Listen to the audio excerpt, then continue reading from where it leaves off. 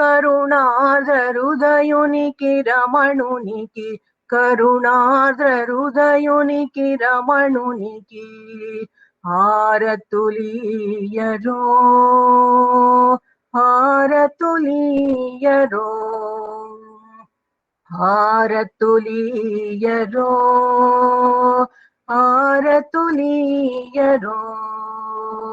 హారతులీయరో హారతులీయరో హారతులీయరో హారతులీయరో. Namo Ramana. Namo Ramana. We will now have two songs one by Savitri Krishnan and Jai Shri Ram Krishnan, followed by Revathi Shankar's presentation.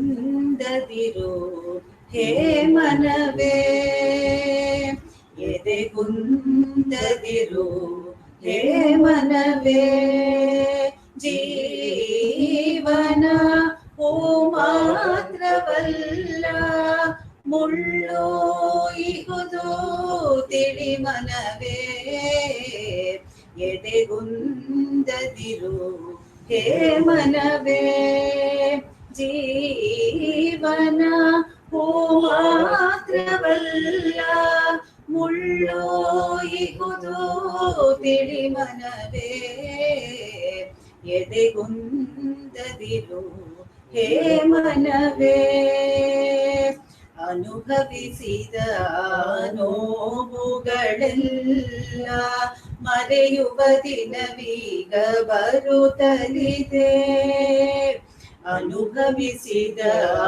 ನೋವುಗಳೆಲ್ಲ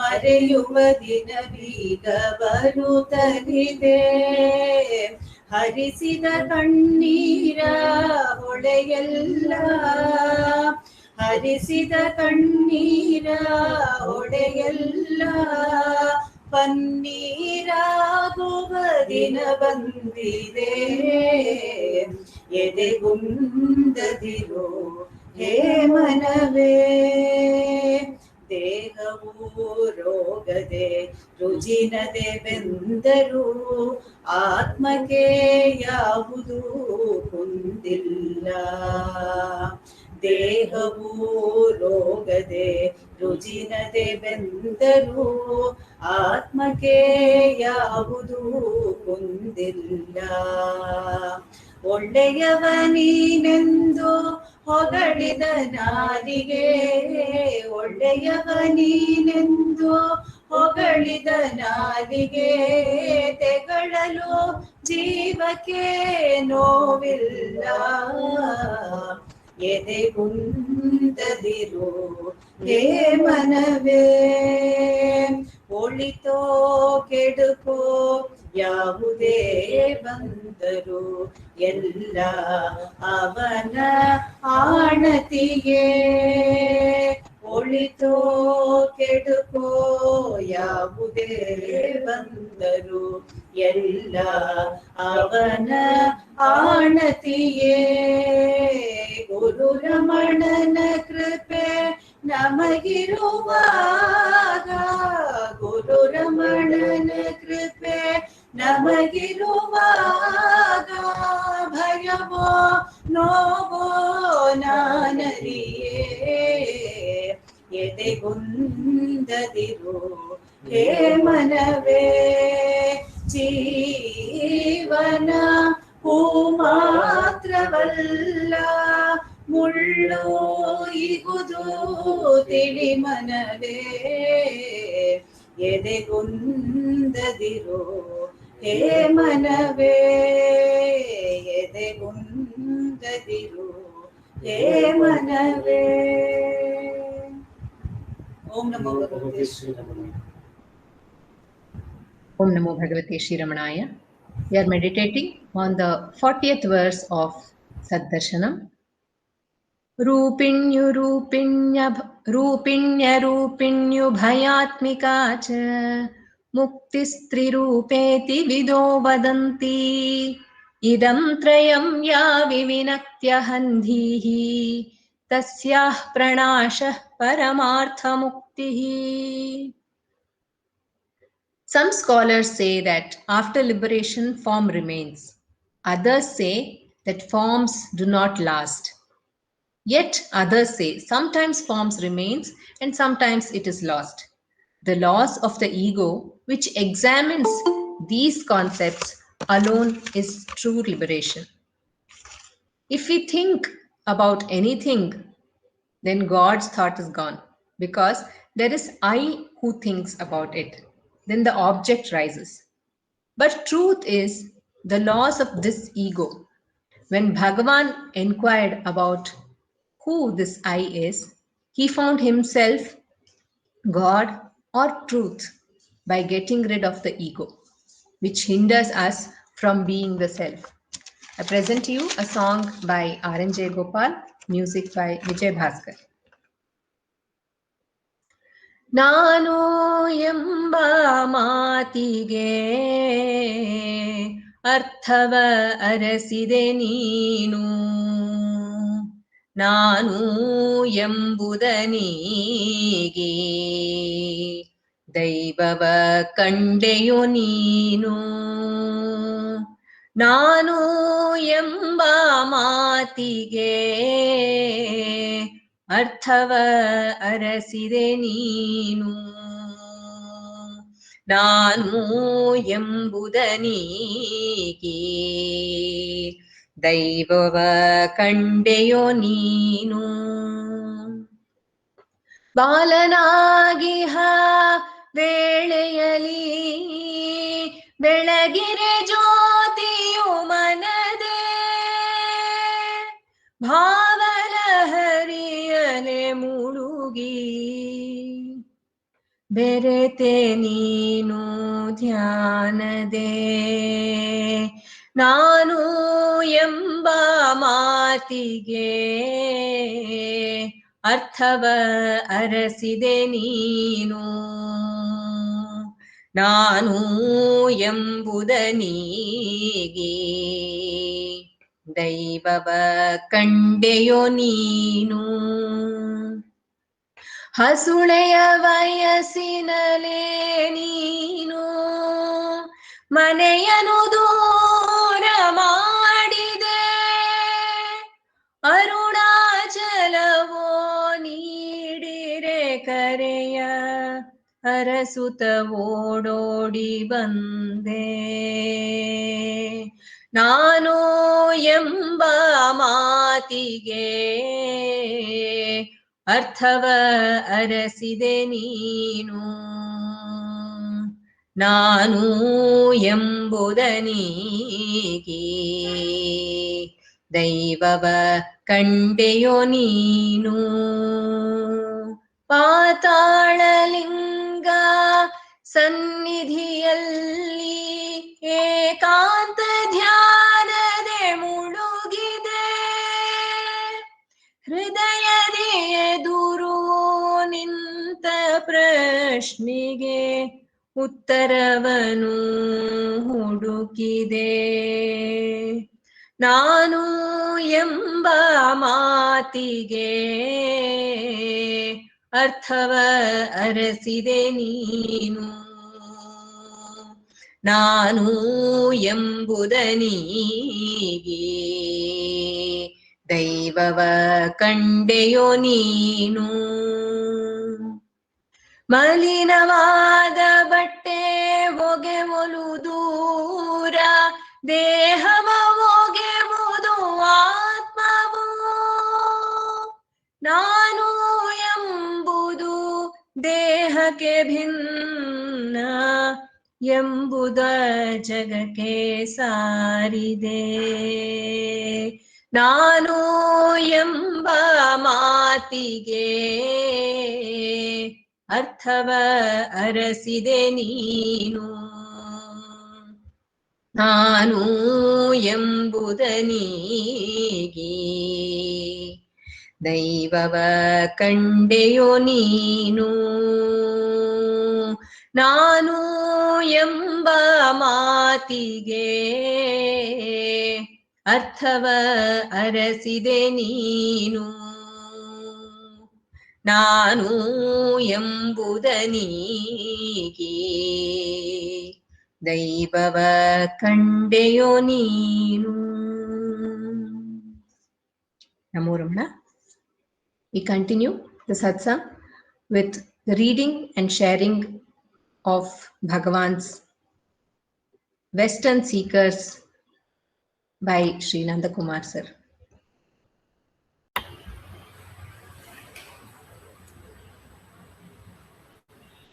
Namo Ramana. In this the book reading segment of the satsang, we once again pick up our readings from Fresh Discoveries, Western Seekers on Sri Ramanacentre, a compilation by our founder president, Sri A.R. Natarajanji. And we have been going through the final account in this work. The final account is Timeless Presence by Master Noge. And we have gone through one segment where he talks of the silence of Bhagavan, grace of Bhagavan, wisdom, and we had started the account that how stories of devotees are not having much meaning. It is all story of Bhagavan alone that counts. And we ended where he says, Master Noge says that he should be counted among one of the stones in Arunachala. And we begin his account on Bhagavan's teachings. So the first paragraph is on Maya or delusion. It does not seem possible to determine when illusion Maya began, with all its confusion and bondage. If an enquiry is made as to its nature, it vanishes and proves beginningless in the sense of never having begun at all. So the author is saying, once you inquire into Maya, it will vanish in such a way that you will feel it has not commenced at all. There is no Maya in fact. With true knowledge, it is found to be non-existent. It never came to be. Like the illusory snake, where in fact there is only a rope. There is no actual happiness or peace in illusion. Delusion spawns desire and fear, anticipation and hollow memories, and attachment and aversion, as one yearns for happiness, expecting to obtain from someone or something else what is actually one's own. Life appears confusing and binding, while death appears fearful and inescapable. There seems to be no access to the truth, and the purpose of life remains unknown or forgotten. Even if some word or symbol pertaining to the truth is presented, there is no ability, it seems, to retain it, let alone comprehend and abide in its true significance. It is a turbulent ocean, mirage-like in nature, with billows of sorrow and troughs of boredom. It is an empty prison without walls and a dream without beginning and end. Meetings are transient and separation is forever. And though there may be an agreement of deluded ideas, there is no true love. Sometimes it appears as though two of us agree with each other, but then that is also lost, the author says. That is what is delusion. Like dry leaves before gusts of wind, one is driven by karma, as one tries to cling to what cannot possibly last and attempts to avoid that which is inevitable. One learns and learns as life slips by, but no real wisdom is forthcoming, and one never thinks to look within. All this delusion continues, and we continue to look outside. There is the fear of loneliness that could swallow one up, but one never inquires to see just what that loneliness is.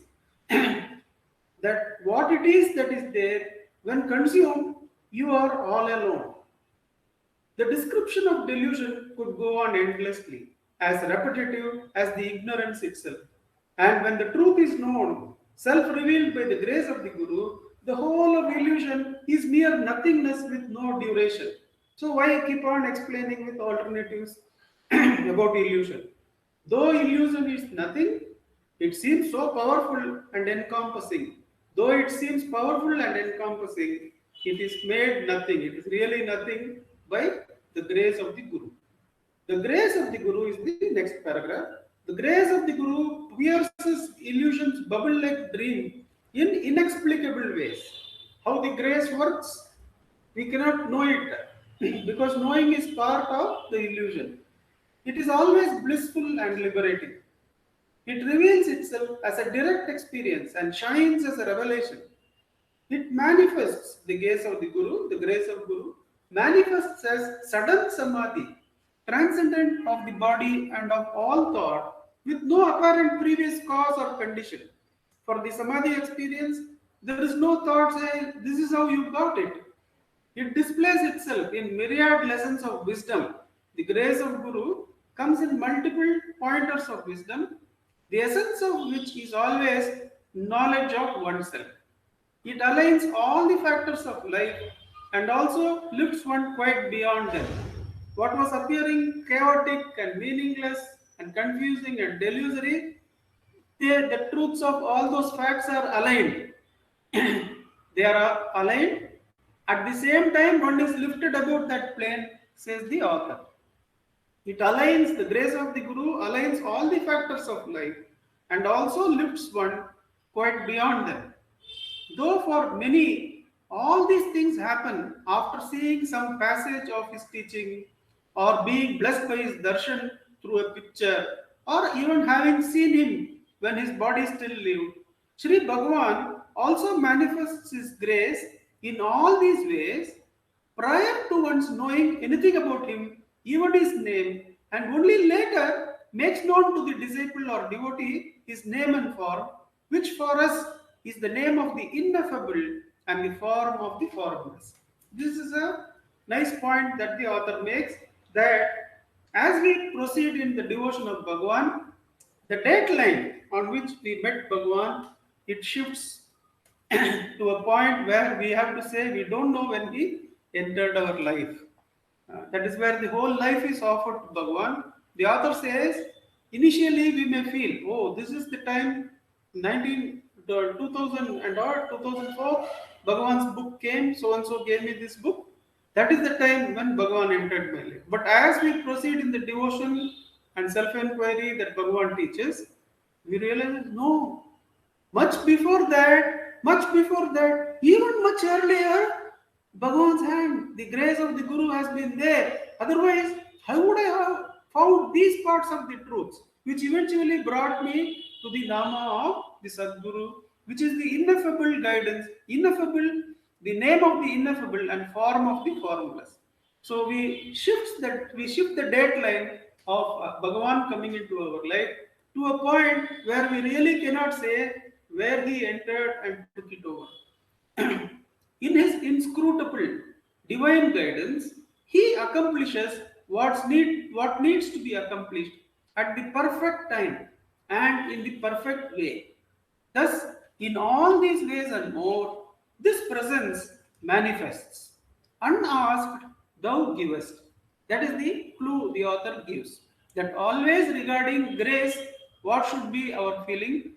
That we cannot know what it is and ask for it. So, whenever we meet that hand of grace doing something in our life, we should understand that it was always unasked that Bhagavan is, the Guru is giving us. Unasked, thou givest. But not erroneously claiming any of these blessings as possessions of the ego, they endure and are not lost to obscuring vasanas.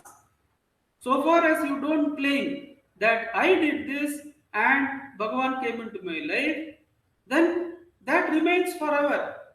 That Bhagavan coming into your life or taking your life becomes forever. It is not connected with the ego. They are identified as being of grace of the Maharishi and are not imagined to be the result of fate, of one's own merit, or the mind's activity and meanderings. See, what the grace does to us, here the author makes a very valid point that we should not even attribute it to fate. Fate is something that is fixed by God, we should take, and grace is beyond that. And any of these happenings which takes us to the self, which takes us to the truth beyond Maya, we should not even attribute it to fate, says the author. We should always attribute it only to the grace which is clearly beyond anything that can be known. So any happenings of grace are not erroneously, by not erroneously claiming any of these blessings as possessions of the ego, they endure, the blessings endure and are not lost to obscuring vasanas. These blessings are identified as being grace of the Maharishi and are not imagined to be the result of fate, of one's own merit, or the mind's activity and meanderings. They shine due to the boundless power of vivid reality which Sri Ramana Maharishi himself is. His presence manifests, yet may not be known at first to be him in the sense of knowing anything about a guru or the self, let alone having any idea of finding and devoting oneself to that guru or having the ability to abide as that self. Later, one learns of the holy name, Bhagavan Sri Ramana Maharishi, and gains the darshan of the most serene, bliss-bestowing gaze of Bhagavan. Then the heart is flooded with joy, and the path that seemed winding and narrow as the razor's edge becomes straight, direct, and so wide as to make it impossible to go astray. Once one finds his grace and hands over, that we do not know when the grace came in, and it is not attributable to anything knowable through fate or one's own efforts. Then what one had to make effort, like with this attention, as though life is walking on a razor's edge, becomes a relaxed walk on a wide royal path, because this grace has now consumed everything. The Maharishi revealed the secret of bliss, the real source of deep lasting happiness. He showed the source, the nature and experience of happiness to be one and the same. It is not of a worldly or sensory character. Now, in this paragraph, the author is taking up happiness. Grace of Guru completed. Now he is dealing with what is real happiness.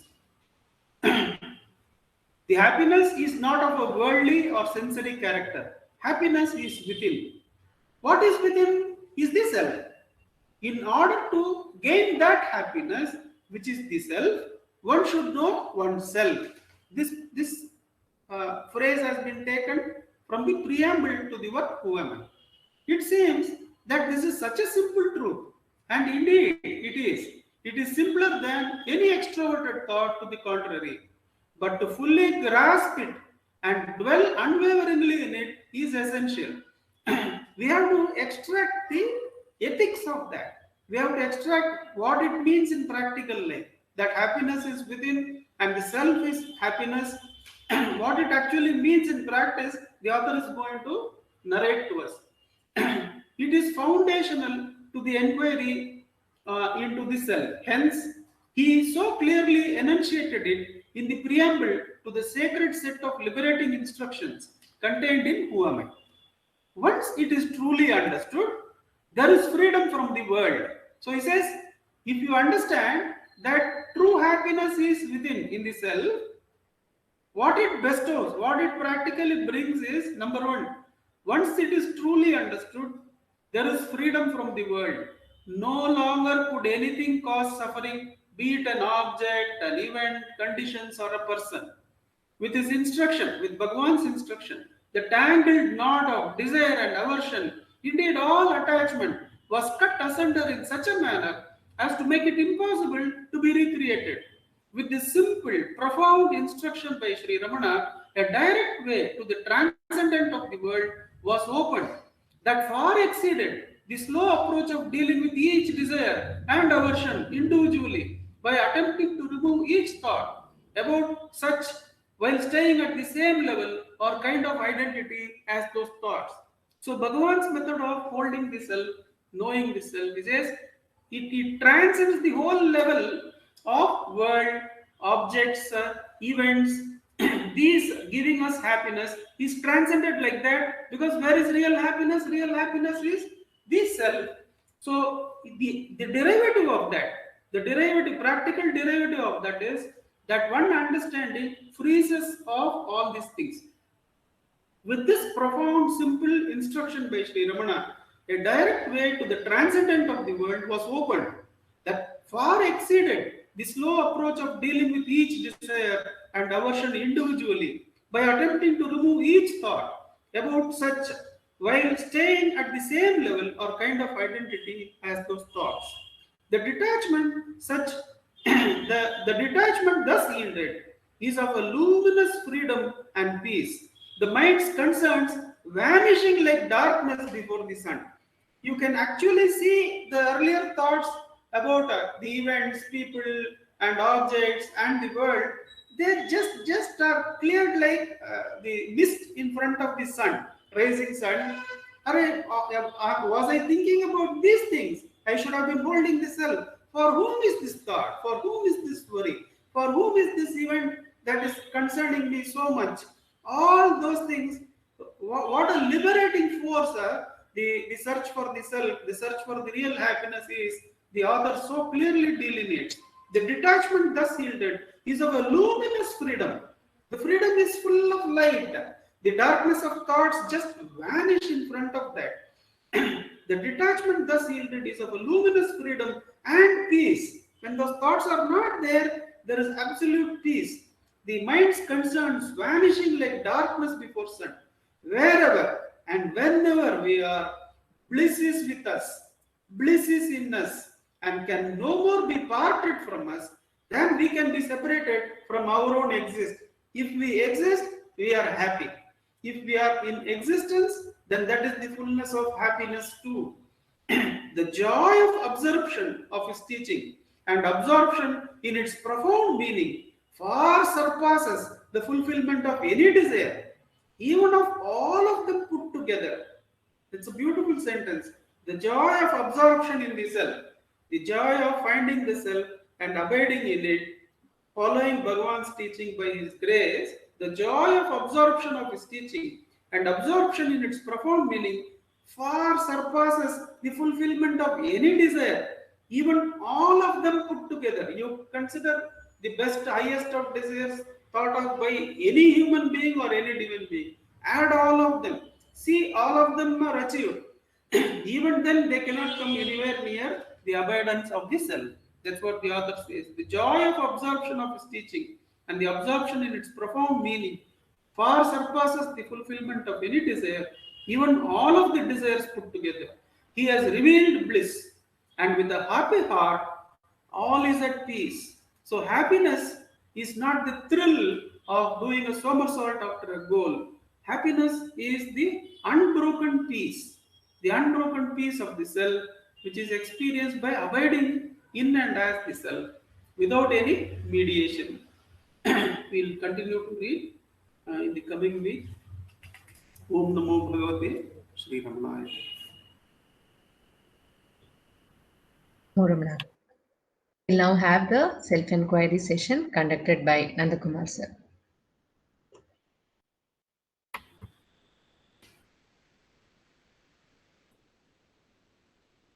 Namo Ramana. For reading the Upadesham of Bhagavan concerning self-inquiry, I have selected talk number 486. 2nd May 1938. Mr. Ganapat Ram, how shall I find out who am I? How shall I find out who am I? Maharishi, are there two selves? For one self to find the other. So, Bhagavan is saying, how shall I find who am I? The how itself has to go.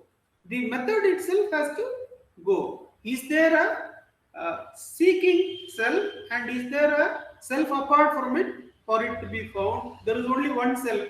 So in that one self, even the method question is not there. The how question is not there. This is what is made clear in Ulladanarpadu, the first Mangala Shloka. One word is used by Bhagavan, which means both who is to find the truth and how to find the truth. That means not only will the ego be erased, the false self be erased in the self-abidance, but all the methods which the false ego was saying, I am doing this method, I am practicing that method. See how nicely I have got a whole set of methods to reach the self. All of those how methods, the how, it gets vanished in the single self. That's why Bhagavan is alerting. When somebody asks, how shall I find out the who am I? Bhagavan will say, are there two selves? For one self to find the other. So the right approach is, whenever a thought about the method comes, is that method better? Is this method better?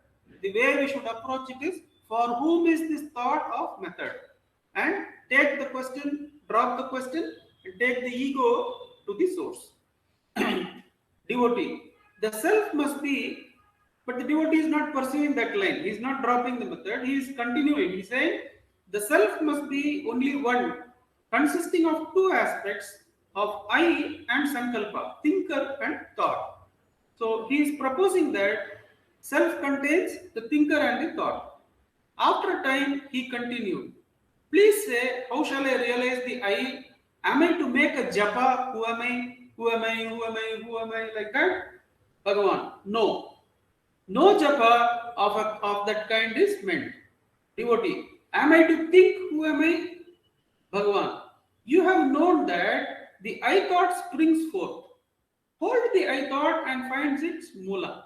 So who am I is not to repeat who am I, but to actually seek that I which springs forth and take it back to its source. Take it to the mula, says Bhagavan. It's actually waiting for that happening where the I thought springs forth along with another thought, erase the other thought, hold the I thought and take it to the source. Devotee, may I know the way? Bhagavan, do as you have now been told and see. Devotee, I do not understand. What should I do? Bhagavan, if it is anything objective, the way can be shown objectively. This is subjective. This is one of the last points where up to which Bhagavan comes and shows us to up to what point our dialogues can take us. The feeling that the discussions and dialogues can take us to the self is itself false because discussions are had, dialogues are held with the ego. So the person sharing self-inquiry can come up to only this point and should encourage the other person to seek the journey within. Why Bhagavan says, gives us a clue. If it is anything objective, the way can be shown objectively, but this is subjective. Devotee, but I do not understand. Maharishi, what? Do you not understand that you are devotee? Please tell me the way. Bhagavan, is it necessary to show the way in the interior of your own home? This is within you. So the person outside, where we are in this relationship of two people discussing self-inquiry, should understand that the self is within everyone.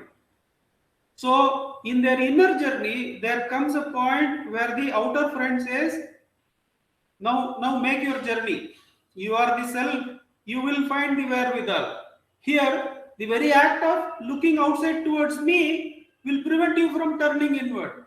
So, your reliance on the form outside is cut off by the person sharing, because the Guru is aware that he is not the form outside, or he is not the form outside alone. He is the self within.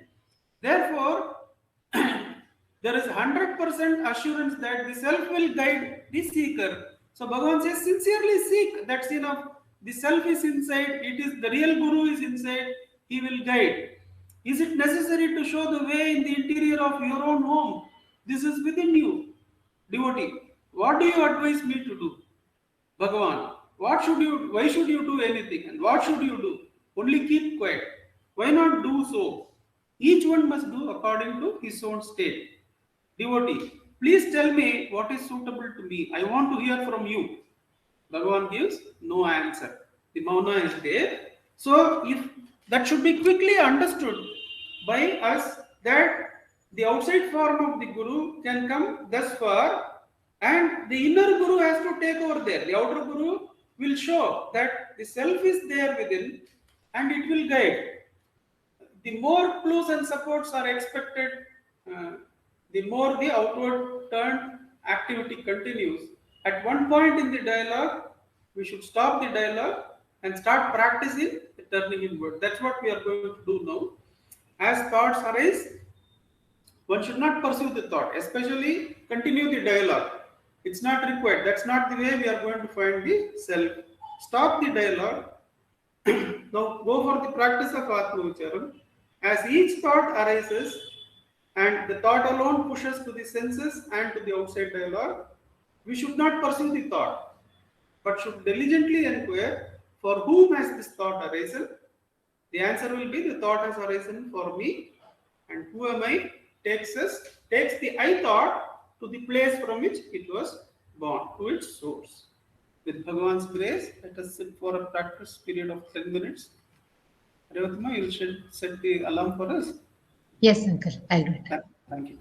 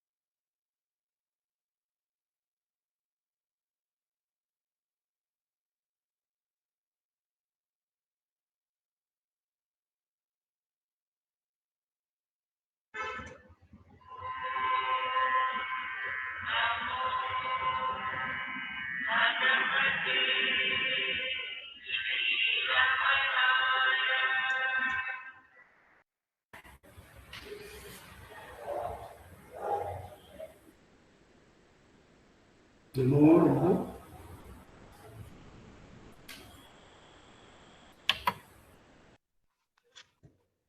Ramana.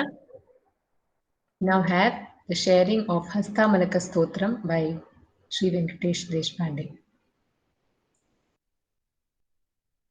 Oh.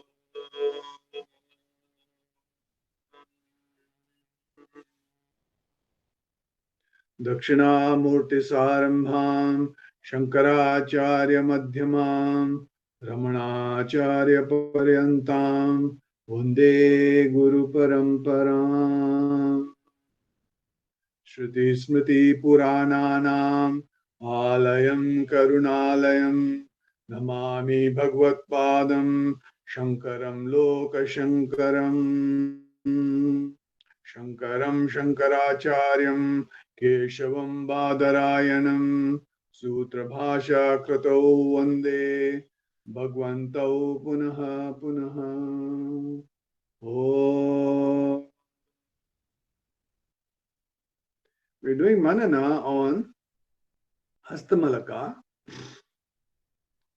So Shankaracharya put up many questions to Acharya Hastamalaka. He asked, who are you? Whom do you belong to? Where are you going or heading? What is your name? From where have you come? These are very deep questions that Shankaracharya asked Hastamalaka. To which Hastamalaka in the second verse said, I am not a man. I am neither God nor a semi-celestial being. I am neither a Brahmana nor a Kshatriya or a Vaishya nor a Shudra. I am not a Brahmachari. I am not a householder. I am not a forest dweller. I am not a mendicant. He said that I am the pure, self-effulgent, ever-existing self-awareness. That's what the little boy of 7 told Shankaracharya.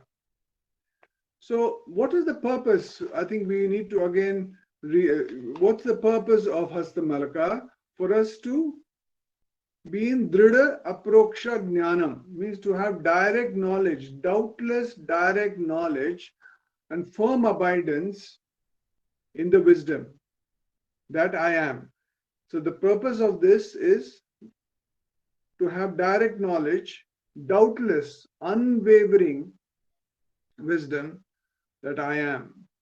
So that's the purpose of this Hastamalaka. So now so the typical question that comes up because of this is by the verse number 2 is, now to clear a probable doubt, how can you call yourself the self, though visible in the body? So the third verse, he exemplifies this in the next verse, which is the verse number 3. I request Sapna to kindly chant the verse, please. Yes, sir. निमित्तं मनश्चक्षुरादिप्रवृत्तौ निरस्ताखिलोपादिराकाशकल्पः रविर्लोकचेष्टानिमित्तं यतया स नित्योपलब्धिस्वरूपोऽहमात्मा निमित्तं मनश्चक्षुरादिप्रवृत्तौ निरस्ताखिलोपादिराकाशकल्पः रविर्लोकचेष्टानिमित्तं यतयः स नित्योपलब्धिस्वरूपोऽहमात्मा. Thank you, sir. Thank you, Sapna. You were very fast today. Okay, so no, just a joke. So the important thing here is that in the last statement it says Nitya Upalabdhi Swarupa. This is the punchline which will actually go through the whole Hastamalaka, which is my real identity, which is eternal, ever experienced Upalabdhi. So this which I am. So this is what which will actually go through the whole of Hastamalaka. We need to keep this in our mind. So the direct meaning of this is, who is the cause for the activities of the mind and eyes, is devoid of all limiting adjuncts like space, just as the sun is the cause for all worldly activities, but is the witness. I am of the nature of that ever existing Atman, that which is the cause for the activities of the mind and the eyes.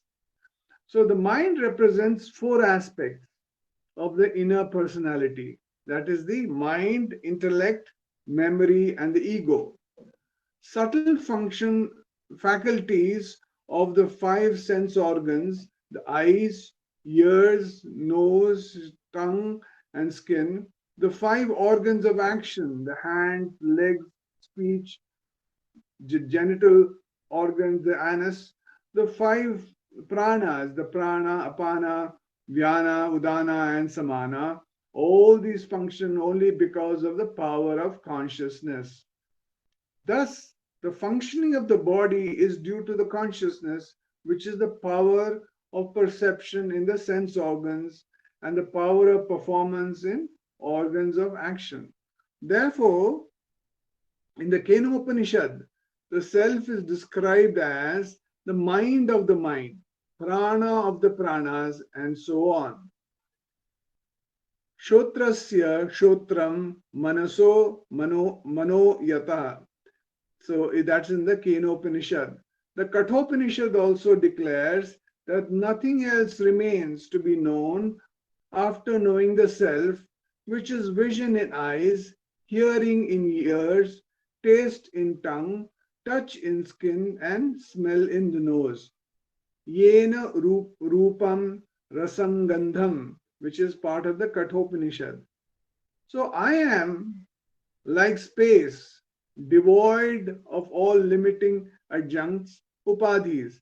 For example, if we have a pot, now if somebody says, I have a pot, and then somebody says, what is, if you see inside, what is that? There is a space inside the pot. Now, is the space inside the pot, is it different from the outside space? From the perspective of the pot, there is the space inside the pot, but from the perspective of the space, all pervading space, there is, the pot is just there. It has given it existence in the space, but there is only one space. So similarly, the unconditioned nature of the self, in spite of all its all pervasiveness, is made clear with the simile of space. Just as space pervades all activities of life, yet remains untouched by anything, the self pervades all organs of perception and action, but remains unconditioned by them. Because if you really see that once the self is not there, the eyes cannot see, the mouth cannot speak, the ears cannot hear. So he says that the self pervades all organs of perception and action, but remains unconditioned by them. The Chidakasha is space beyond the space. The Atman is compared with the space only to explain pervasiveness without conditioning. Actually, Atman is even beyond space. At the time of the deluge, space dissolves into Prakriti and goes into nothingness, yet the Atman remains as the substratum. The self is ever existent. In the state of deep sleep, thoughts are temporarily extinct, but consciousness remains. Space is perishable, but the Atman is everlasting, indestructible. Here, Shunyavada is refuted. Who is the cause of all worldly activities like the sun? To show that the Atman is witness to everything, even though he as consciousness is the sole source of power behind all, the example of the sun is cited. All actions in the day take place because of sunlight. The sun provides both light and energy for all actions. which may be good or bad, but the sun itself cannot be held responsible for any action since it is an unattached witness. The whole world is activated when the sun rises, but it cannot be said that the sun awakens the world. It is just sakshi to whatever is happening in its presence. In the Kathopanishad, it says, Suryo yatha sarvalokasya chakshu.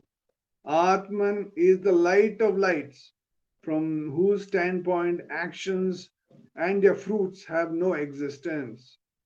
I'll repeat that. Atman is the light of lights, from whose standpoint action and their fruits have no existence.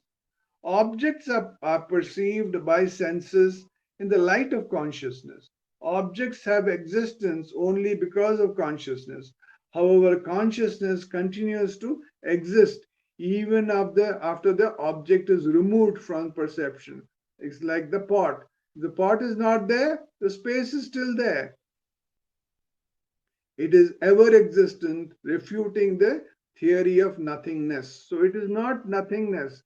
It is whole, full, purnamada. It is fullness.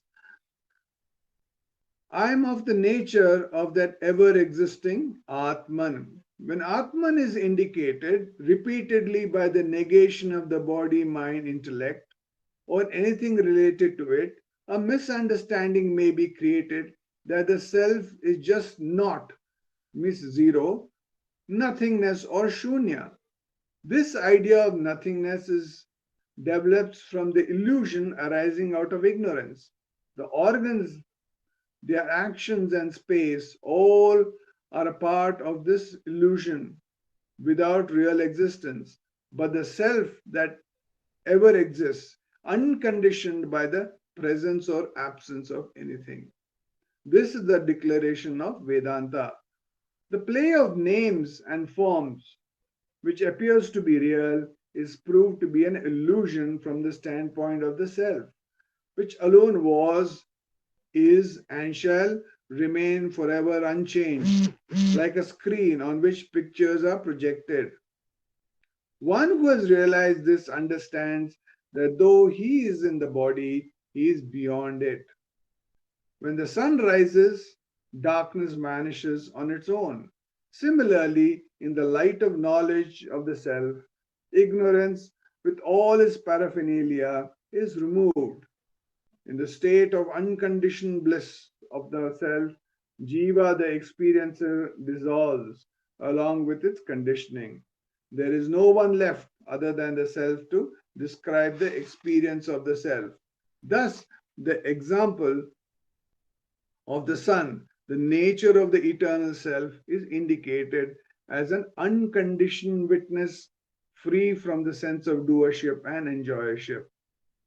So the Acharya's heart was overwhelmed with joy to listen to the easy flow of nectarian words of self-realization from the boy, Hastamalaka. Even the boy was delighted to see the Acharya pleased. So what were the indicators? What were the, in this verse, what were the things that indicators that we got? One was asangatvam, means unattached. The self is unattached. It's not attached to anything. Second, it's shuddhatvam, means it is pure. Its nature is purity. There's no conditioning. Even the pot is there, whether it is broken or full or whatever it is, it doesn't matter. It is shuddha. It cannot be, it is pure totally.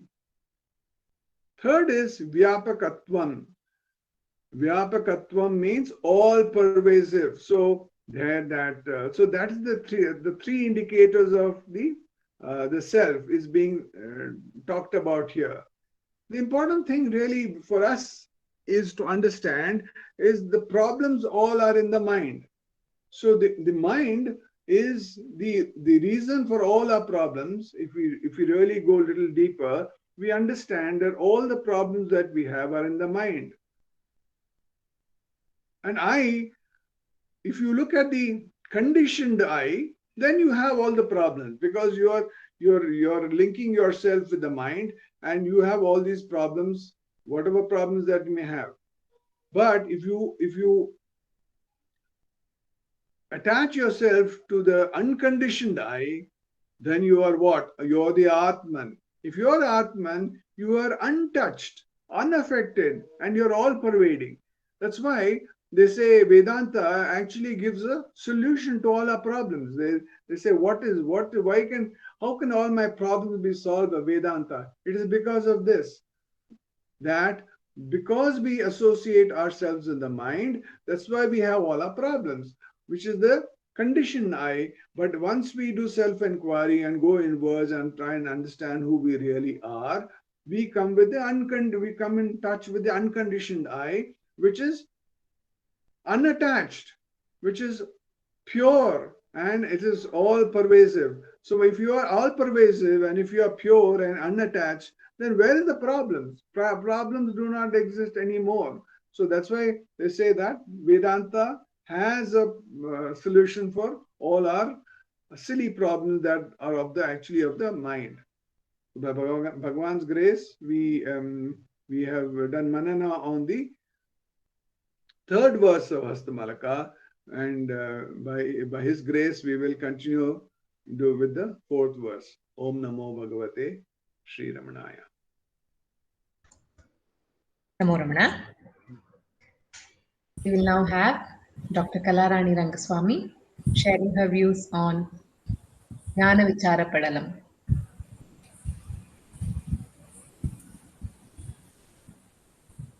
ஓம் நமோ பகவதே ஸ்ரீ ரமணாய. அருணாச்சலமென அகமே நினைப்பவர் அகத்தை வேறறுப்பாய் Arunachalam. Namo Ramana to all. With the abundance grace of Ramana, we are meditating on Devi Kalotra Jnana Vichara Padalam, very graciously given to us by Bhagavan in Tamil.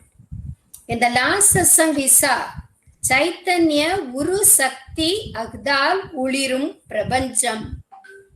As the Nija Swarupa is formless, it is omnipotent, all pervasive, present everywhere and in each and every being. In it abide everything. It does not abide in anything. That is called Vastu Lakshanam. So it is also called Nirakalam. The state of detachment in one's mind is Nitkala Jnanam. And the state of being is Atma Jnanam, that which shines by itself, without the help of other element. Tanai Ulirum. Because if we are to be happy, what happens? We depend on many things. I will say, for example, family members. Husband thinks my wife should act according to my wish only. Wife thinks husband should act according to her wish only, forgetting that it is the wish of God that provides. One thinks only, if I save money, I'll be happy in old age. I'll tell you in a small example. So that thinking that he's saving his money. Once I went to Meenakshi temple before the COVID, nearly 1.5 years back. And there was a person standing in a queue to have darshan of Meenakshi Amman. He took out a torn 10 rupee note from his pocket to be offered in the hundi. Because he thought it's only Meenakshi Devi can only accept this stored 10 rupee note. No one else will accept it. Only 3 persons were ahead of him in the line. At that time, a third person behind him called him and gave a 2000 rupee note with a smile. This person understood that he is behind. So, he is asking him to put that 2000 note inside that hundi. So, when his turn came, he offered that 10 rupee toad one and also the 2000 rupee note that was given by the third person who was standing behind him. When they came out of the line after a beautiful darshan of Meenakshi Devi, they both met. And the person who offered the toad 10 rupee note to Meenakshi Devi said, "Oh, you are really great one, sir. You have a beautiful and very generous mind to offer a 2000 rupee note to the hundi of the temple." And he said, "Oh, you had put that 2000 into the hundi. Actually, it was yours only. When you took money from your pocket, this 2000 note fell down and I just gave it to you, that's all." People think they are smart but fail to understand God is ever smartest person in the world. So Bhagavan says, Sarvam Sakti Dhyanam. It is said, the whole universe is Sakti's Sangarpam only. Again, naturally, as mind is also Sakti Swarupa. So it is good to have a detached mind. When there is detachment in the mind also vanishes or merges with the Nija Swarupa, and that is Jnana. In the next stanza, Bhagavan says, Advaidamahi Arivoli Mattiramai Eitum. We are experiencing everything as two. Iratayargal. We say this is good, this is bad, this is dark, and this is light. We say he is a man, she is a woman, and somebody is coming, somebody is going, and so on. Because of seeing things as double, we undergo hardship. But Bhagavan lived as an example for teaching us all the same. He saw everyone alike, even animal like cow Lakshmi, Jackie the dog, Valli the deer, a crow, monkeys, all were equal. They were treated equally. Bhagavan used to address them as he and she, and not it, that. Isn't? In human beings, also Bhagavan found no difference at all. Bhagavan, even for thieves, he used to ask them to eat food and go. What a compassion. Samadrishti. Even while living up in the hill, young Ramana had to face grave situations caused by jealous sadhus. One of the jealous person even tried to roll a boulder down on the Bhagwan's abode. But young Ramana was not at all disturbed by that action. He neither was tensed nor got angry at him. Instead, what he did was, out of great compassion, he caught the culprit red-handed. What for? Not to give punishment to him, but to save him from committing such grievous sin. Because he saw only the Brahma Swarupa in all, even in thieves, even in such culprits. That is why he could treat all as one. He could see only Anma everywhere, all pervading. Rama, when he was asked to adorn the throne, or when he was ordered to go to the forest and live there for 14 years, Kamban, the great saint poet who wrote Ramayana in Tamil, says, in both these situations, Rama's face was like lotus that blossomed on that day. Why today it is so fresh? He says, Andralarnda Tamarai Pol. Because if it would have blossomed yesterday, there will be some difference, isn't it? Was his face in both the situation like that? Andralarnda Tamarai Pol. How? Because Rama saw everything as self, as Atma. What a great respect Bhagavan used to give to the less privileged people. Once there was a great heated discussion going on in the ashram. Great pandits were sitting. At one point of time, the great scholars realized Bhagavan was not seen there. The discussion was so heated. and they didn't even realize Bhagwan was not there. After a long time, they realized, where is Bhagwan? All got up to find him. And they were so surprised to see him having a discussion with the people from near about village. He was giving them upadesam, saying, you must be having temple in your village, isn't so? Go and worship the deity sincerely. How can this be possible? Advidamahi arivodi mattiramai aitam.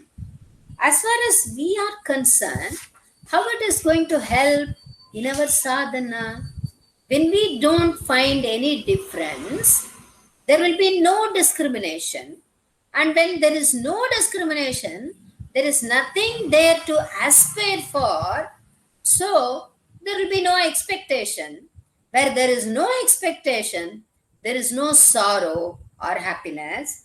All will look beautiful and we will always be soaked in bliss, Ananda. Om Namo Bhagavate Sri Ramanaya.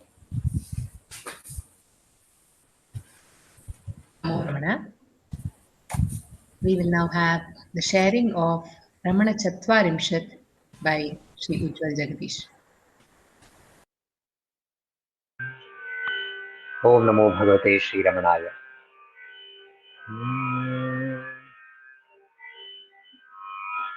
Ramanaya Loka Gurave Namaha. Ramanaya Loka Gurave Namaha.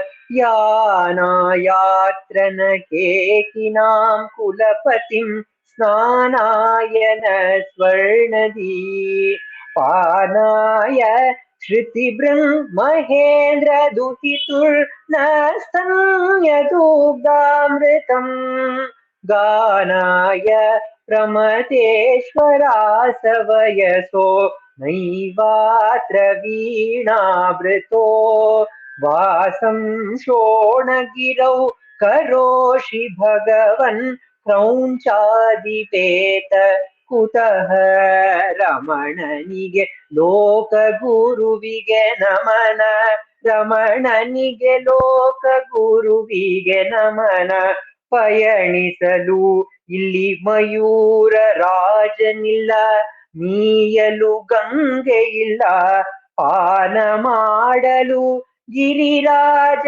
ಸುತೆಯ ಸ್ತನ್ಯಾಮೃತವೂ ಇಲ್ಲ ವೀಣೆಯ ಗಾನವ ಮಾಡುವ ನಿನ್ನ ವಯಸ್ಸಿನ ಪ್ರಮತೇಶ್ವರಿಲ್ಲ ಪ್ರಮತೇಶ್ವರರಿಲ್ಲ ಶೋಣಗಿರಿಯಲಿ ಏಕೆ ನೆಲೆಸಿಹೆ ಕ್ರೌಂಚಗಿರಿಯ ನಶಿಸಿದ ದೇವ. Ganapati Muni in this verse is asking a question to the one who is Subramanya Swarupa, who is Kartikeya Swarupa, who destroyed the Kraunchagiri, which represents all the darkness and ignorance. You are that great one who destroyed the Kraunchagiri. Why have you come and why are you staying at Arunachala? Ramana himself in Arunachala Navamani Male gives the answer to this question. He says, Bhuminath की पावन नगरी तिरचुली में जन्म हुआ, तिरचुली में जन्म हुआ। पिता सुंदरम माता अलग को शिव जी का ये मिलाद हुआ। भूमिनाथ की पावन नगरी तिरचुली में जन्म हुआ, तिरचुली में जन्म हुआ। जग जंजाल से मुझे चुराया, दे दी अवस्था आनंद की। अरुणाचल रूप धारण करके प्रकट हुई माया शिव की, प्रकट हुई माया शिव की। Do you know, I was born in the place of Bhuminatha Kshetra, and I was born as the son of the virtuous Sundara and Sundari, that is Sundaram Iyer and Alagammal, by the divine grace of Shiva. And I was drawn out of this ocean of Maya, and I was bestowed that supreme state of bliss by that Arunachala Shiva. And do you know why? Shiva Shakti Shiv Tattva Jagane Vedi Avasthanand ki Shiva Shakti Shiv Tattva Jagane धरती पे मुझको लाया जय अरुणाचल जय शिव शंकर अरुणाचलम शिव की छाया अरुणाचलम शिव की छाया. The reason why I was born at Tiruchuli to this pious couple, Sundaram Iyer and Alagammal, and why I was given the bestowed the supreme state of jnana in Madurai, and why was I drawn to Arunachala. All this was for only to reveal the secret of Arunachala, reveal the glory of Arunachala to the whole world, and that is the reason why I am here. And once in Ramana Gita, Ganapati Muni himself asks Ramana, if somebody has desires, okay, it may be a desire for a comfortable living, a desire for all the name and the fame and the money and the comfort that we require. If one starts the sadhana with that desire, and in the process, if he gets jnana, will all these little desires that the person started the sadhana, will it get fulfilled? And Ramana assures, yes, all those desires will of course get fulfilled. But since he has experienced that supreme bliss, which is beyond all the pleasures of the world, it will not make any difference. It will not make him elated, or it will not make him sad. Such is the state of a jnani, of a sthita prajna, says Ramana as an answer to Ganapati Muni in Ramana Gita. For Ramana, who had accomplished this supreme task of understanding his own true nature, which was bestowed by Arunachala himself, all the other reasons that to bestow love, to bestow karuna, to bestow all the goodness to the whole world, it all came as a byproduct. And the glory of Arunachala naturally got spread, just like how Venkateshji was talking about the sun, how the sun shines bright and all the work gets done in the world. Ramana just being abiding at Arunachala, which is the self, all the things got done, and the glory of Arunachala, which is the self, got glorified, got spread to the whole world. Now we see that the reach of Ramana is so beautiful that he resides in every home, every heart, all around the world. And when we wonder how is this possible, we have to understand his true purpose for which he came to this earth and abided at Arunachala was only to reveal the glory of Arunachala. Here, Ganapati Muni also says, Oh Ramana, there are no people of your own age, the Pramata Gana of your own age, Savayasa, who used to play Veena and used to enjoy the song of the Veena at Kailasa. But I don't see anyone of your own age here. Ramana, as a reply, would have told that I have realized that this body alone ages. The self which is shining within me and which is shining in everyone, it is timeless. So Ramana, he is described as the timeless in time. So there is no Savayasa, there is no one equal to his life. So it is impossible to have a person who is of my own age who can play Veena, and one who had got in tune with that Shruti note, which Ramana says in his experience of his enlightenment, he says that Shruti note which was ever droning, and all the other thoughts were like other swaras which came and went, but that Shruti note was forever abiding. One who has understood this Shruti note and one who is enjoying that Shruti note is, does not need any need of any music from outside. He is Nitya Tripta, Atma Tripta he is, and that Atma Tripta is shining in Arunachala, and Arunachala is nothing but our own self,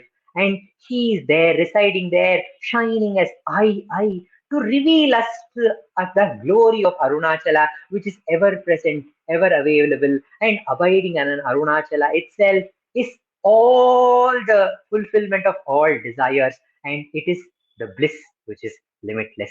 We pray Bhagavan to make us abided in that Arunachala for which he came and abided at Arunachala and revealing the glory every moment. Om Namo Bhagavate Sri Ramanaya. Ramana.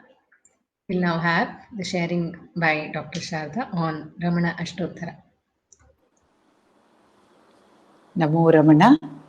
Prostrations to Ramana, shining as a self in all beings. By the immense grace of the self, manifest as Ramana, we have been meditating on the Ramana Ashtottara Shatanamavali of Vishwanatha Swami, and we have covered the namas Parashara Kulottamsaya Namaha, Sundararya Tapapalaya Namaha, Kamaniya Sucharitraya Namaha, Sahayamba Sahayavate Namaha, and came to Shonachala Maholira Manasaya Namaha. We are meditating on that, and we saw the next set of namas, Swarnastaka and Dvadashanta Mahastale Labdha Vidyodayaya Namaha, Mahashakti Nipatena Prabuddhaya Namaha. All this actually springs from Arunachala Maholina Manasaya Namaha, one who was totally absorbed in Arunachala. In fact, the whole of Bhagavan's life is nothing but Arunachala. Bhagavan says in his Navamani Malai, Ammayum Appanumai Yennai Bhumiyil Aaki Alithu. You actually made me. You were the one who placed me on this earth, being both my mother and father, he says.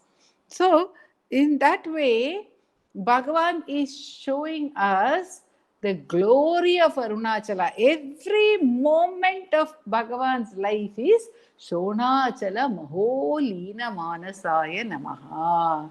There's nothing apart from that.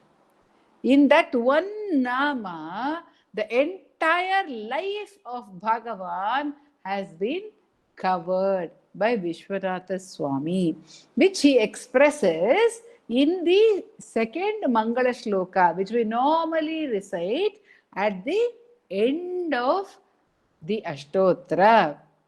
Yasthanor arunachalasya padayoho Smritya janim prapya tad divyanugraha supravaha vivashaha tadatmya bhavangataha hrinnishta swagabhira nitya tapasa lokan punasekara. He goes on.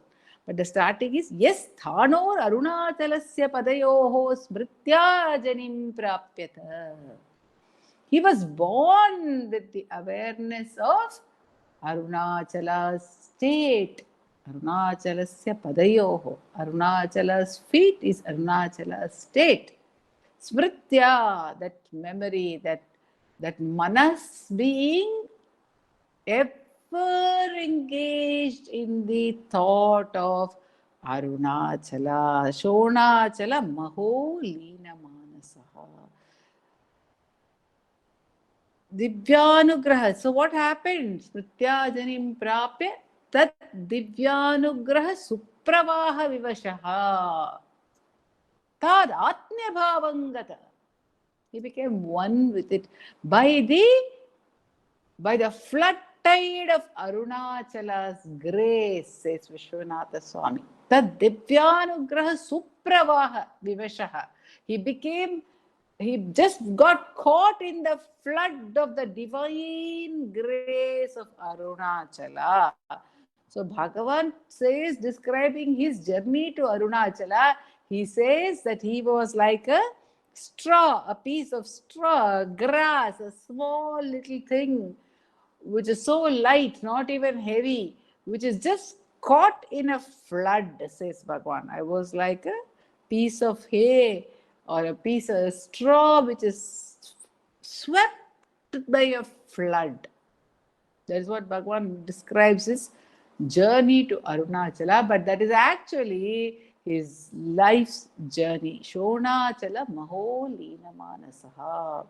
Everything, because he has come for the purpose of Arunachala. Again in Navamani Malai, in the song quoted by Ujjwal Jagdish, Bhagavan says, Sharikat Chinmayam for the consciousness. Shivakka chinmayam, sharikka tanmayam, jagatir tun sempuruppu chemmale.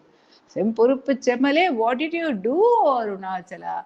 Puvikut pongidum purikut punniyan shurikut sundaram, tavakku sundaram, satikku urpannanan. You made me born in Tiruchuri to the great Tapasvi Sundara, and equally the Tapasvi, his wife, Tapaswini, his wife Aragamma. You made me born there. For what purpose? Shivakka Chinmayam, Sharikka Tanmayam. Unpadam Yanakka Tandanan. You gave me your state. So this, we will see the outward manifestation of Arunachala bestowing his own state on Bhagavan in the month of July 1896 at Madurai when he was a boy of 16. But this was the external manifestation of the power of Arunachala in his life. However, the natural beauty of the glory of Arunachala was ever with him, ever with him. Arivaru siruvayadadu mudal, even before he knew anything at all, even when he was in the womb of Mother Aragamma, or because he is what Vishwanatha Swami has already told us, Karanodbhavaha. He has not just come like that. He has been born for a purpose. That purpose is to show the glory of Arunachala to the entire world. And what is Arunachala? Bhagavan says, Ahame Arunachalam. Arunachalame Ahamena Nippavar Ahattai Verarupai. Arunachala is the self. Arunachala is the glorious sea of nectar, says Bhagavan. Arul Nirevana Amudakkadale. It is that sea of nectar, full of grace, ocean of nectar, full of grace. And it is a mount of light. It is pure light.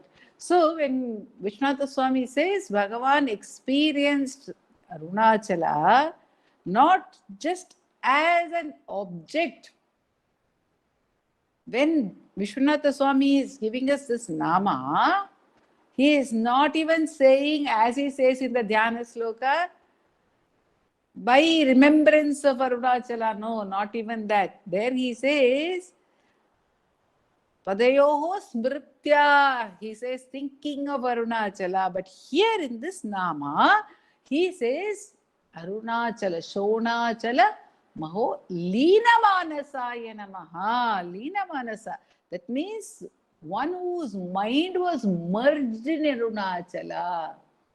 One whose mind had become one with Arunachala. So when that mind has become Leena with Arunachala, what remains? Only Arunachala. Every moment of Bhagavan's life is only the manifestation of the play of Arunachala. The Karana for which he is born is a play of Arunachala. That he himself is the Shakti of Arunachala. Mahasena Mahomshena Jataha. He is nothing apart from the power of Arunachala, the light of Arunachala, which is Kabalita Ghanak, Vishwarupa, which is actually enveloping the whole universe.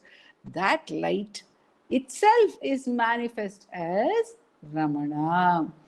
So that's why he is called the sun, Skanda. He is called the one who shines. So he is that. And he is the Guru. Who is the Adi Guru? The Adi Guru is Dakshinamurti. The Arunachala manifesting as Arunagiri Yogi at all times in the Dakshinamurti stance. However, wearing the Kaupina, he is sitting there absolutely resplendent as Dakshinamurti. That is the Arunagiri Yogi. And that is Bhagavan himself. So Bhagavan has his mind completely merged in Arunachala, and therefore everything that happens is Arunachala alone. It is the glory of Arunachala alone that manifests in Bhagavan's birth. That's why Bhagavan was born on the same Ardra Darshana, immediately after the Ardra Darshana day, on which Arunachala first appeared as a column of light before the great gods Brahma and Vishnu, as an all-enveloping or beginningless and endless column of light to indicate that Bhagavan is that very light. And because he is completely merged in Arunachala, everything that happens in Bhagavan's life is only the play of Arunachala. And it is not surprising that because of this, Bhagavan is obviously Swarnahastaka. He is Arunachala. One who becomes merged in something else becomes that very thing. When the river merges in the sea, what happens to the river? The river becomes the sea. When the wave actually goes back into the sea, what happens to the wave? It remains as the sea. When the iceberg melts in the sea, what happens to the iceberg? It remains as the sea. So when Bhagavan's mind was merged in Arunachala, Shonachala Maholina Manasa, Lina Manasa, completely merged. Maholina Manasa. It is not just a laya which comes and goes, but completely dissolved in Arunachala, completely merged in Arunachala. So everything became Arunachala itself. Who is Arunachala? He is the very manifestation of Shiva. And Shiva is called the Hiranyabahu. In the Rudram and Chamakam, he is addressed as Hiranyabahave. Om Hiranyabahave Namaha. So Bhagavan was also known as the Swarnahastaka. We will see the Leela of Shiva Arunachala Ramana as the Swarnahastaka in the coming weeks. Om Namo Bhagavate Sri Ramanaya.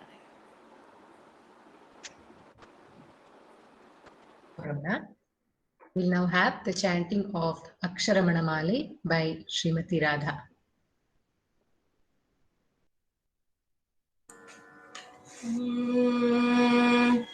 Arunachala Shiva, Arunachala Shiva, Arunachala Shiva, Arunachala. Arunachala Shiva, Arunachala Shiva, Arunachala Shiva, Arunachala. சோம்பியாய் சும்மா சுகமுண்டுறங்கிடல் சொல்வேரன் கதி அருணாச்சலம்.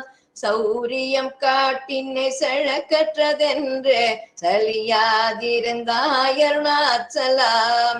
நமலியிற்கேடா நான் என்னுறுதியல் நாடி நின்னுருவேன் அருணாச்சலம். ஞானமில்லாதுன்னாசையற்றழவர ஞானம் தெரித்தருள் அருணாச்சலம். நிமிரு பொனியும் மலர்ந்தில்லை என்றே நேர் நின்றன என்ன அருணாச்சலம். தத்துவம் தெரியாதத்தனை ஊற்றாய் தத்துவமிதுவென் அருணாச்சலம். தானே தானே தத்துவை தானே தானே தத்துவமிதனை தானே காட்டுவாய் அருணாச்சலம். திரும்பி அகந்தனை தினமாக கண்காண் தெரியும் என்றென என் அருணாச்சலம். தீரமில்லகத்தில் தேடி உந்தனையான் திரும்ப உற்றேன் அருள் அருணாச்சலம். துப்பறிவில்லாயிப்பிறப்பெண் பயன் ஒப்பிடவாயேன் அருணாச்சலம். தூய்மன மொழிய தோயும் உண்மையகம் தோயவே அருளென் அருணாச்சலம். தெய்வம் என்றுன்னை சாரவே என்னை சேர ஒழித்தாய் அருணாச்சலம். அருணாச்சல சிவ, அருணாச்சல சிவ, அருணாச்சல சிவ, அருணாச்சலம். अरुणाचल शिव अरुणाचल शिव अरुणाचल शिव अरुणाचल अरुणाचल शिव अरुणाचल शिव अरुणाचल शिव अरुणाचल अरुणाचल शिव अरुणाचल शिव अरुणाचल शिव अरुणाचल अरुणाचल शिव अरुणाचल अरुणाचल शिव अरुणाचल अरुणाचलं வாழி நண்பர்களும் வாழி அக்ஷரமண மாலை வாழி நமோ Ramana. Ramana. With the grace of Bhagavan, we have come to the end of this satsang. We will be doing the Ashtottara Puja to Bhagavan at the Ramana Maharshi Heritage Center's Meditation Hall. The puja will be done by Ujjwal. The chanting of the Ashtottaram will be by Vaibhavji and Prarthana, followed by Uma Shripati.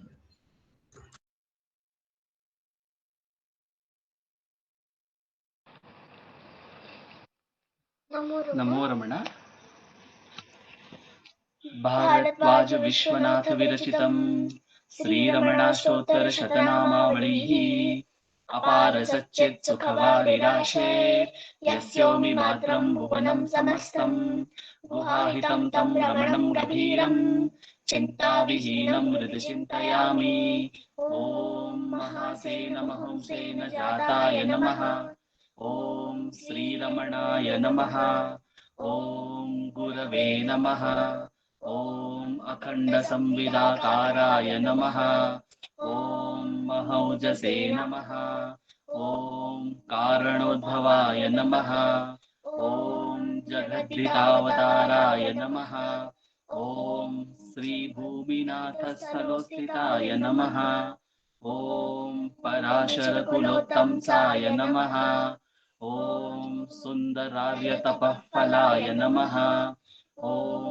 कमनीयसुचारित्राय नमः ॐ सहायाम्बा सहायवते नमः ॐ शोणाचलमहोलीनमानसाय नमः ॐ स्वर्णहस्तकाय नमः ॐ श्रीमद्द्वादशान्तमहास्थले लब्धविद्योदयाय नमः ॐ महाशक्तिनिपातेन प्रबुद्धाय नमः ॐ परमार्थविदे नमः ॐ तीव्राय नमः ॐ पितृपदान्वेषिणे नमः ॐ इन्दुमौलिना पितृमते नमः ॐ पितुरादेशतः शोणशैलं प्राप्ताय नमः ॐ तपोमयाय नमः ॐ उदासीनाय नमः ॐ महायोगिने नमः ॐ महोत्साहाय नमः ॐ कुशाग्रधिये नमः ॐ शान्तसङ्कल्पसंरम्भाय नमः ॐ सुसन्दशे नमः ॐ सवित्रे नमः ॐ स्थिराय नमः ॐ तपःक्षपितसर्वाङ्गाय नमः ॐ पुल्लाम्बुजविलोचनाय नमः ॐ चन्द्रिकासितहासश्रीमण्डिताननमण्डलाय नमः ॐ चूतवाट्यां समासीनाय नमः ॐ चूणिताखिलविभ्रमाय नमः ॐ वेदवेदान्ततत्त्वज्ञाय नमः ॐ चिन्मुद्रिणे नमः ॐ त्रिगुणातिगाय नमः ॐ विरूपाक्षगुहावासाय नमः ॐ विराजतचलाकृतये नमः ॐ उद्दीप्तनयनाय नमः ॐ पूर्णाय नमः ॐ रचिताचलताण्डवाय नमः ॐ गम्भीराय नमः ॐ परमाचार्याय नमः। ॐ सुप्रसन्नाय नमः। ॐ अभयप्रदाय नमः। ॐ दक्षिणास्य निभाय नमः। ॐ धीराय नमः। ॐ दक्षिणाभिमुखाय नमः। ॐ स्वराजे नमः। ॐ महर्षये नमः। ॐ भगवते नमः। ॐ ईड्याय नमः। ॐ भूमविद्या विशारदाय नमः।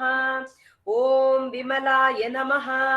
ॐ दीर्घदर्शिने नमः। ॐ आप्ताय नमः। ॐ ऋजुमार्गप्रदर्शकाय नमः। ॐ समदृशे नमः। ॐ सत्यदृशे नमः। ॐ सत्याय नमः। ॐ प्रशान्ताय नमः। ॐ अमितविक्रमाय नमः। ॐ सुकुमाराय नमः। ॐ सदानन्दाय नमः। ॐ मृदुभाषिणे नमः। ॐ दयार्णवाय नमः। ॐ श्रीशोणाचलहृद्भूतस्कन्दाश्रमनिकेतनाय नमः। ॐ सद्दर्शनोपदेष्ट्रे नमः। ॐ सद्भक्तवृन्दपरिवृताय नमः। ॐ गणेशमुनिभृङ्गेन सेविताङ्घ्रिसरोरुहाय नमः। ॐ गीतोपदेशसारादिग्रन्थसञ्चिन्न संशयाय नमः। ॐ वर्णाश्रममतातीताय नमः। ॐ रसज्ञाय नमः। ॐ सौम्याय नमः। ॐ आत्मवते नमः। ॐ सर्वावनिमतस्थानाम् आराध्याय नमः। ॐ सर्वसद्गुणिने नमः। ॐ आत्मारामाय नमः। ॐ महाभागाय नमः। ॐ मातृमुक्तिविधायकाय नमः। ॐ विनताय नमः। ॐ विनुताय नमः। ॐ विप्राय नमः। ॐ मुनीन्द्राय नमः। ॐ पावकोज्ज्वलाय नमः। ॐ दर्शनादगसंहारिणे नमः। ॐ मौनेन स्वात्मबोधकाय नमः। ॐ हृच्चान्तिकरसान्निध्याय नमः। ॐ स्मरणात्मन्दमोचकाय नमः। ॐ अन्तस्तिमिरचण्डांशवे नमः। ॐ संसारार्णवतारकाय नमः। ॐ शोणाद्रीशस्तुतिद्रष्टे नमः। ॐ हार्दविद्याप्रकाशकाय नमः। ॐ अविच्युतनिजप्रज्ञाय नमः। ॐ नैसर्गिकमहातपसे नमः। ॐ कमण्डलुधराय नमः। ॐ शुभ्रकौपीनवसनाय नमः। ॐ गुहाय नमः।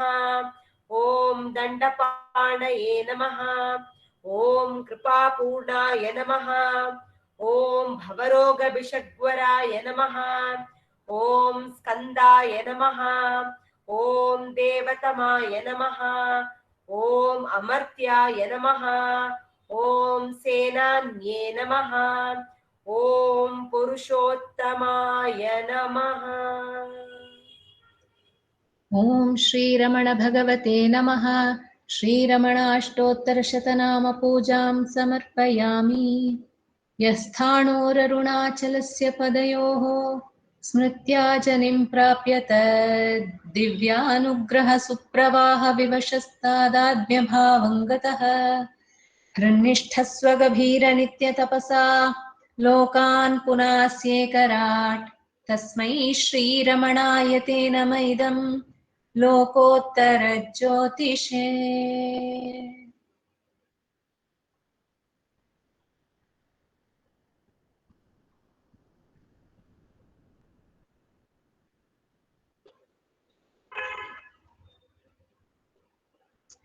नमो नमो नमो रमण सदाशिव प्रभावरण नमो महर्षि नमो महर्षि दर्शन सुख मंगल मुख सकल जीवहित सम्मुख ब्रह्म संगिये नमो नमो नमो रमण सदाशिव प्रभावरण नमो महर्षि नमो महर्षि सदा तुष्ट सदा हृष्ट सदा शिवानंद पुष्ट परम महर्षि ब्रह्मनिष्ठ समदर्शी नमो नमो नमो रमण सदाशिव प्रभावरण नमो महर्षि नमो महर्षि ನಮ್ಮ ಮನವದೊಂದು ಕಾಡು ನೀನರಿತಿಹೆ ಅದರ ಜಾಡು ಹಿತವನರಿತು ನೀಡು ತೆಮ್ಮ ಕೊರೆಯ ತಣಿಸಲೈ ಬೇಡಲೆಂದು ಬಂದ